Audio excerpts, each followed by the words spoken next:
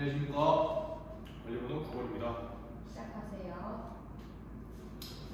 네, 이렇게 선생님이랑 같이 오늘 수업 동안 우리가 해내야 할 학습 목표 같이 한번 확인을 해봤고, 자, 우리 본격적으로 수업에 들어가도록 하겠습니다.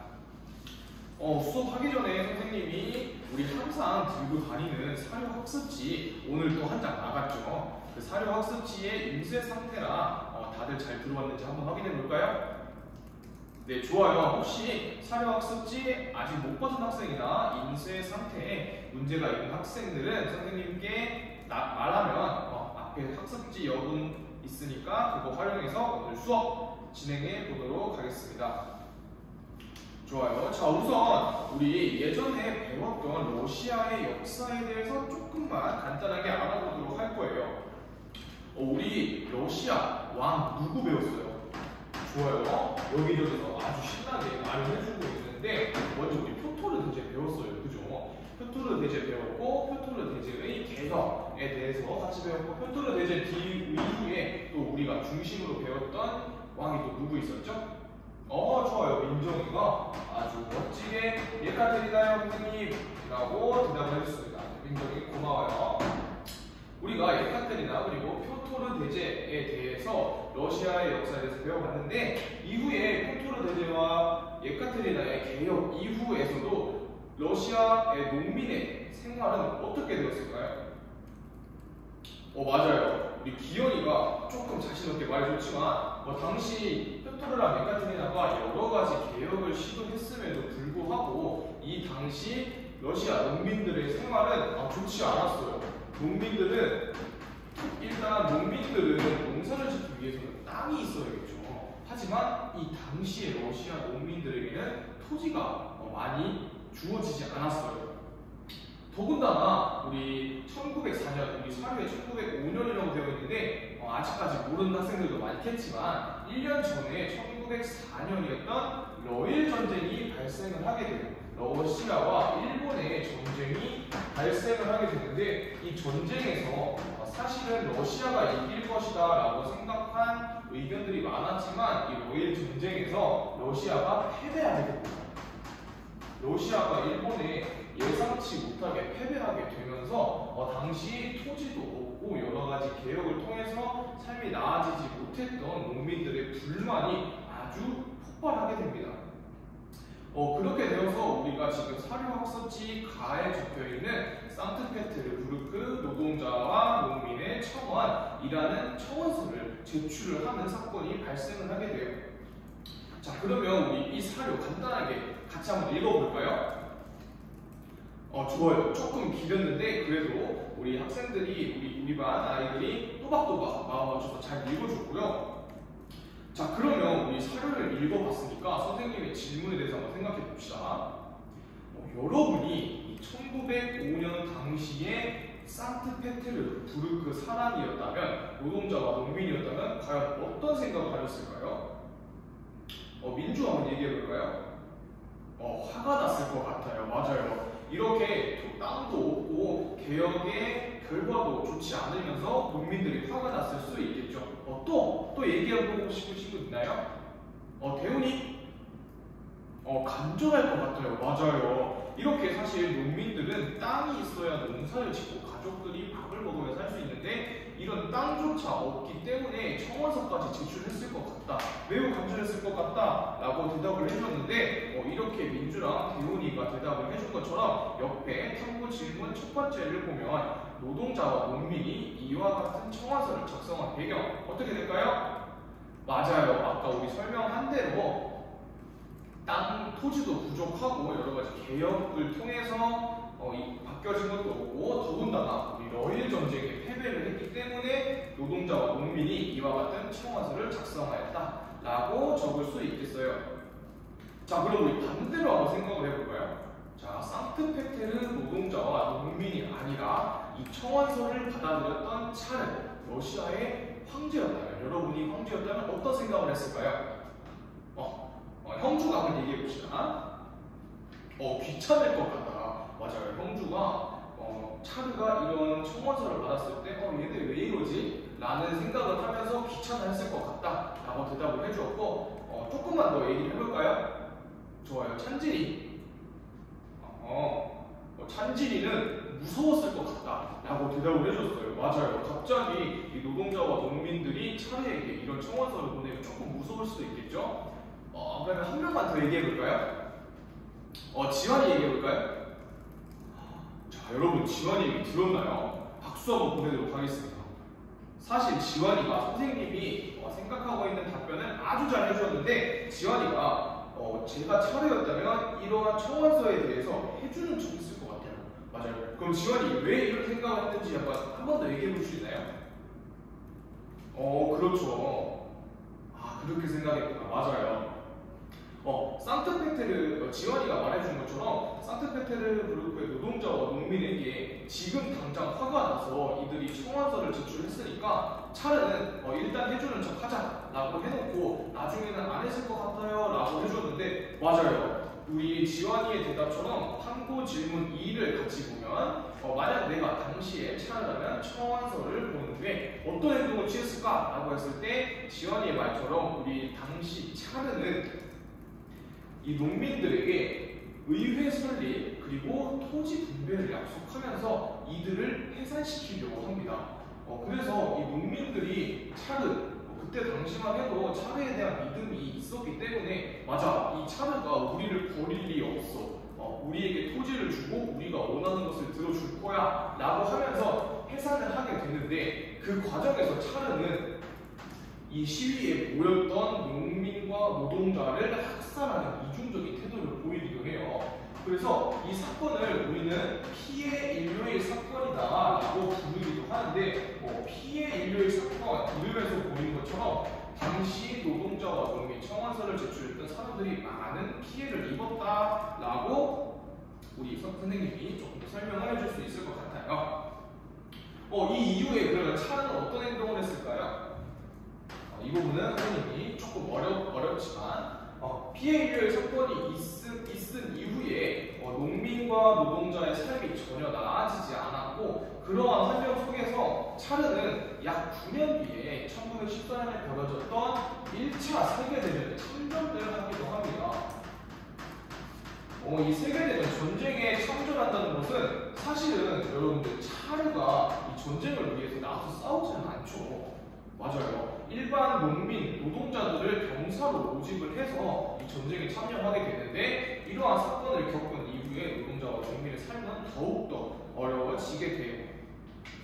자, 다음으로 그러면 우리 밑에 있는 사료 또 다시 보기 전에 그러면 우리 1차 세계대전에 참전하였던 러시아가 어떻게 전쟁을 이끌어 갔는지 그리고 이러한 세계대전 참전에 대해서 노동자와 농민은 그럼 과연 가만히 있었을까요? 무언가 행동을 또 취했겠죠? 그런 부분에 대해서 선생님이랑 같이 알아보도록 할게요. 네, 이렇게 우리 1차 세계대전에 참전했던 러시아가 패전을 많이 겪고 국민의 노동자와 농민의 생활이 악화된 상황 속에서 3월 혁명이 발생을 해서 임시정부가 수립을 하였다라고 했는데 밑에 선생님이 사료집 두 번째에 보면 두 가지 사료가 나와 있어요. 먼저 우리 나라고 적혀 있는 레닌의 첫 번째 연설을 다 같이 한번 읽어보도록 하겠습니다. 좋아요. 이 레닌의 연설을 우리가 다 같이 한번 읽어봤는데 레닌의 연설에서 조금 혹시 눈에 띄었던 부분이 있을까요? 좋아요. 선의가 한번 손들고 얘기해 봅시다. 선의는 여러분, 선의는 우리가 아까 선생님이랑 같이 말했던 세계대전에 그만하자 이제. 자, 그리고 왜냐하면 두 번째 줄에 보면 이제 이 정부가 수행하고 있는 전쟁은 우리의 전쟁이 아닙니다 라고 하는 부분에 대해서 선의는 주목을 했다고 해요. 자, 좋아요. 당시 세계대전 참전을 통해서 이러한 많은 피해를 겪었던 노동자와 농민들이 이제는 전쟁을 하지 말자. 전쟁보다 더 중요한 것은 우리의 생활이야. 라고 주장을 하면서 임시정부가 만들어졌는데 자, 선생님이 그러면 사료 밑에 조금 더 보면서 얘기를 해보도록 할게요. 레닌의 연설 중에서 세 번째 줄 마지막에 보면 우리에게 필요한 것은 프롤레타리아 국제뿐입니다. 우리 아까 같이 읽어봤는데 여기서 프롤레타리아란 노동자를 얘기하는 거예요. 당시에 러시아 사회에서 가장 핍박받고 있던, 그리고 이러한 불만이 가장 쌓일 수밖에 없었던 노동자를 의미하는 말인데, 자, 그러면 탐구 질문 3을 같이 보도록 할게요. 이 레닌의 연설에서 언급된 소비에트의 의미, 자, 무엇일까요? 이 부분은 조금 어려운가요? 다들 선생님의 눈을 다들 피하고 있어요. 좋아요. 그러면 선생님이 이 소비에트의 의미에 대해서 간단하게 얘기해 주도록 할게요. 이 소비에트라는 곳은 노동자가 중심이 된 집단 혹은 노동자가 중심이 된 정부를 의미하는 말이에요. 자, 그러면 레닌의 연설에서 레닌이 소비에트 이외에는 그 어떤 정부도 필요 없다라고 하였는데, 자, 그러면 이 레닌의 의미는, 레닌이 말하고 있는 의미는 무엇일까요? 맞아요. 3월혁명 이후에 성립되었던 임시정부가 노동자와 농민이 원하던 전쟁에서 빠지는, 자, 이것을 휴전이라고 하는데, 전쟁을 쉬는 것을 임시정부가 이행을 하지 않았기 때문에 레닌이 이런 임시정부도 우리에게는 필요가 없다, 우리에게는 소비에트로 이루어진 정부만이 필요하다 라고 레닌이 주장하는 것이에요. 자, 그럼 밑에 다 레닌의 연설 두 번째도 한번 같이 읽어보겠습니다. 좋습니다. 자, 이 레닌의 연설에, 밑에 있는 레닌의 연설에서는 조금 어려운 단어들이 어려운 단어들이 보여서 여러분들이 사료를 읽을 때 조금씩 주저하는 모습이 보였는데, 그러면 어려운 단어 혹시 몇 개 선생님이 설명해 줄 테니까 어려운 단어 질문할 친구들 있나요? 좋아요. 상범이는 자결권이 조금 어려웠다라고 설명을 했는데, 우리 자결권이라는 것은 스스로 결정할 수 있는 권리를 의미하는 말이에요. 자, 그러면 이 자결권과 함께 밑에 숫자로 되어 있는 부분들을 살펴보면 러시아 여러 민족들의 주권, 그리고 다른 나라, 러시아 여러 민족, 그리고 소수 민족 등을 말하고 있죠. 자, 이런 것을 생각을 하면서 탐구 질문 네 번째 한번 볼게요. 탐구 질문 네 번째에, 자, 선생님이 레닌의 등장 이후 사회주의의 변화에 대해서 알아보자. 사회주의의 변화가 어떻게 되었나? 라고 선생님이 질문을 했는데, 여기에 대해서 또 같이 답변을 해볼 친구들 있을까요? 이 부분도 조금 어려운 질문이었어요. 맞아요. 선생님이 그러면 같이 설명을 해주면 우리 여러 민족 그리고 자결권 등을 통해서 이 레닌의 사회주의 정부, 소비에트 정부는 여러 나라들로 이 사회주의가 퍼져나가게 되는 영향을 받게 됩니다. 또한 우리나라뿐만 아니라 일본, 프랑스, 독일 등에도 이 사회주의가 퍼져나가게 되는 중요한 역할을 하게 돼요. 그러므로 인해서 이 레닌의 러시아의 사회주의가 여러 나라로 퍼져나가는 영향을 받게 되고, 자, 그러면 이러한 상황 속에서 레닌이 어떻게 사회주의에 대한 개혁을 했는지 우리가 확인을 해보는 시간을 가지도록 하겠습니다. 좋습니다. 우리 앞에서 학습 목표 첫 번째 그리고 두 번째에 대해서 모두 완료하였고, 우리 쉬는 시간도 선생님이 말한 것처럼 조용히 다른 반 수업하고 있을 때 잘 다녀왔어요. 그리고 우리 마지막으로 오늘 토론 한번 진행을 해볼 건데, 우리 위에 있는 학습 목표 여러분들 같이 읽어볼까요? 좋아요. 선생님이 볼셰비키 혁명에 대한 입장을 선택을 하고 그 근거를 들어서 발표할 수 있다까지 학습 목표를 선생님이 가져와 봤어요. 이렇게 학습 목표에서 알아본 것처럼 우리 볼셰비키 혁명에 대해서 여러분들이 입장을 한번 선택을 해보고 그것에 대해서 발표를 하는 수업을 선생님이랑 같이 해볼 건데, 첫 번째로 우리 볼셰비키 혁명에 대해서 입장을 선택하고 근거를 적어보는 단계부터 시작을 하겠습니다. 이 과정을 통해서 여러 가지 교과서나 선생님이랑 오늘 같이 했던 자료를 통해서 이 자료를 어떻게 분석하고 어떻게 해석할 것인가 라는 능력을 키우고, 이러한 과정을 통해서 여러분들이 볼셰비키 혁명에 대한 근거를 선택해 볼 수 있겠죠. 다음으로 우리 같은 입장을 가진 친구들끼리 모여서 그 의견을 공유하고, 그리고 나와는 다른 생각을 가진 모든 분들과 토론하면서 의견을 정리해보는 시간을 가질 거예요. 이 과정을 통해서 우리 모든 내에서 서로 간의 의사소통 능력이 향상될 수 있는 기회가 또 될 것입니다. 그리고 마지막으로 우리 최종 입장 정해보고 그 이유와 함께 발표해보는 시간까지 가져보도록 할 건데, 앞에서 우리 첫 번째 근거를 찾아볼 때 우리 교과서 자료 선생님이 활용할 수 있도록 했죠. 그러면서 그 근거에 대해서 구체적인 출처도 같이 남겨주면 우리 자료를 분석하고 해석하는 데 또 도움이 될 수 있을 것 같습니다. 그리고 우리 의견 공유하면서 토론 진행을 할 때 상대방의 말꼬리를 잡거나 비난을 하는 행동하면 올바른 토론 태도가 아니겠죠. 그래서 그 부분 생각을 하면서 우리 토론 진행을 할 거고, 마지막에 우리 발표할 때 선생님이 항상 이런 수업 같이 할 때 수행평가 선생님이 진행을 할 거고, 자, 수행평가 진행을 하니까 여러분들 선생님이 채점 기준 또 말을 해줘야겠죠. 좋아요. 채점 기준 여기다 선생님이 간단하게 적어 놓을 건데, 우리 채점 기준 선생님이 설명할 때 가장 먼저 말하는 건 뭐였죠?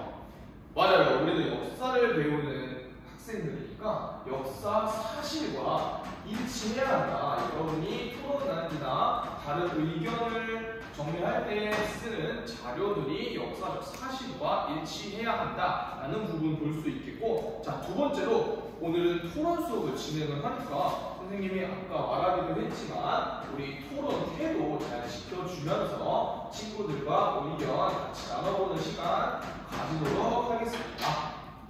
선생님이 토론 시간 20분 정도 줄 거예요. 선생님 활동 시간 20분 정도 줄 거니까 오늘 활동 시작해 보도록 하겠습니다. 승관이는 지금 교과서를 같이 보고 있는데 교과서 페이지를 계속 왔다 갔다 하는데 혹시 지금 활동에 조금 어려움이 있을까요? 좋아요.